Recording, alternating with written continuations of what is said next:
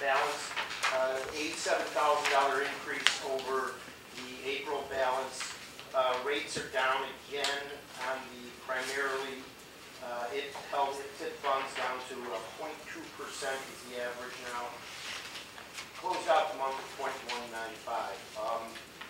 I want to bring up just some communication. I don't know who was copied in entirety on some of the emails, but I don't think I wasn't even on the first one. So Susie forwarded to me by a resident, ex-treasurer, Phil DeLuey, about the investment we made at Northside Community Bank. The essence of our security there boils down to this. We have a $1 million CD that has a $250,000 FDIC guarantee, which will be good through the duration of this CD. That's the first insurance blanket. The second is we have two pledged collateral bonds that are by the Farm Credit Bureau. Although they are not a U.S. Treasury certificate, they are a government-sponsored entity, much like Fannie Mae, Freddie Mac, and all of the other entities, Federal Home Loan Bank, things like that that are on our approved list of investments as government-affiliated entities. And those total $1 million. So we actually have a $1.25 million of safety, for lack of a better word. The question of the security comes into play. Both was raised in regards to Northside community status and the questionability of our collateral. My feeling was, and everybody here can kind of give me their opinion on this too, Northside community, you can pick apart a balance sheet, you can get ratings, you can get bad loan history, but the keenest of observers and analysis won't reveal the real creditworthiness of a bank unless the government has stepped in or they've defaulted on payments. Personally, if you look at our CDARS program and everything else, I'm not so concerned about the bank itself. I guess I am in integrity and quality, but it's our collateral that really is our saving grace in all of this. The one issue, and I've talked to Bruce about this too, is where this collateral is actually held. Should Northside go up in flames or go down financially, where are these two bonds and how do they help us out? I will contact the bank tomorrow to find out if we can separate those assets so they are in our name versus the bank's name, because they're the bank holds those. So what I wanted to just kind of put in perspective is of the village's investable funds, of the $14.9 million that we hold right now, we have $8 million sitting in IPTIP. So I guess if you're going to look at the hierarchy and the real exposure that the village has in terms of its funding, a lot of things have to happen for the scenario to be created that anything we own would be defaulted on. IPTIP, although it's an Illinois-sponsored fund, is only as good as Illinois. Illinois would be bailed out by the federal government. Farm Credit Bureau, same scenario. Everybody along the way would have to fall, and if that happened, none of our monies at any place would really be safe. FDIC, the question there is too, would they be able to back up every single investment at every bank if they couldn't support the Farm Credit Bureau and they couldn't support the Federal Home Loan Bank?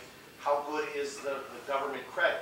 So I guess we all have to ask, what level of comfort do we expect or can we maintain other than literally having the money in cash? I mean, that's really it. We have to put it somewhere, and we have to have some faith and credit in some of these municipal and government-sponsored entities, if not the government itself. I don't think anybody that's ever been involved in these decisions has taken this responsibility lightly or without due diligence. I guess it's just the pecking order of if the marbles fall out and the whole house of cards fall, where are we in that order? Bottom line is that Northside Community Bank said they will happily refund our money if the village board board is not 100% comfortable with this decision. So we have no obligation, we have no commitment. We can get everything back, and we can go back to the IPTIP fund, which is our so-called safe haven. I don't feel any safer about that than any of these other investments, personally, because I don't have the full faith and credit in the state of Illinois, more than I would the federal government in that regard. So I will check out this. Bruce also mentioned that our auditor, Irwin, Miller Cooper does the audit of something called IMET, which is a similar type of municipal fund, a trust. I'll look and see that. I'm sure their rates will be similar to the IPTIP funds. But I don't believe that we should risk any of our principal to gain an extra quarter, half, 3/4%. In the long run, that won't matter to us.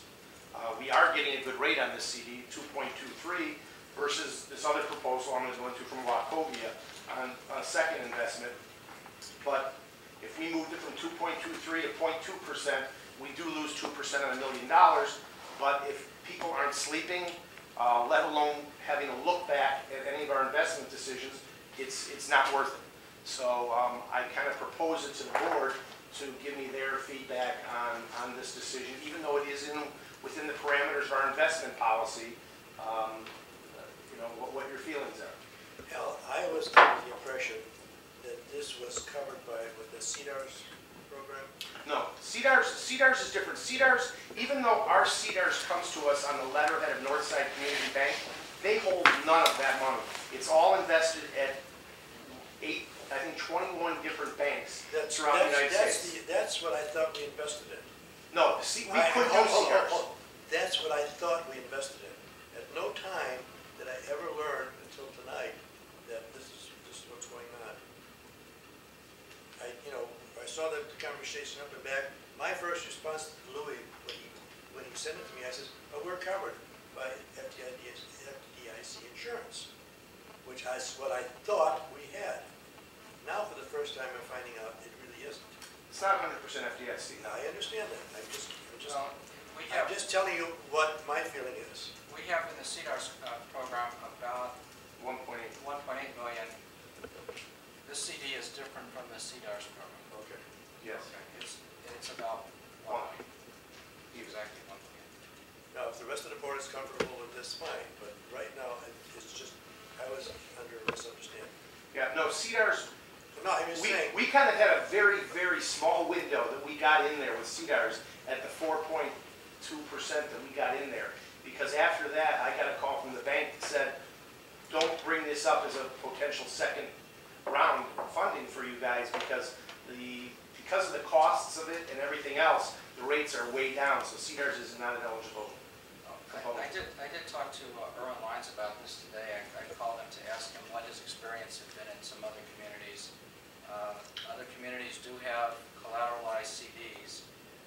They also use IPTIP. They also use this program that he mentioned that we should look into, IMED. Each one of them has advantages and disadvantages. The higher up on the hierarchy of safety, of course, the lower the return. So I think finance directors are taking money and putting the bulk of it in the lowest return and the highest safety, and then looking out and say, well, can I get a little extra with still being within the investment policy, which requires that they be either a treasury or an agency security. This is you didn't say, however, this is a AAA rated security Right. that the bank has. So I assume that AAA rated security is a security that we could purchase directly yes, within our investment guidelines that we've already established, right, right? right. So if you could purchase the security, you could certainly use the security as additional We- collateral. We could purchase it directly. Irwin's suggestion was that we consider going a step further, and that is trying to segregate the security outside of the general investment portfolio of the bank. That's an additional cost, which will then be reflected in the return, but some other communities, for example, will make some arrangement for a neutral agent of some sort to hold the security.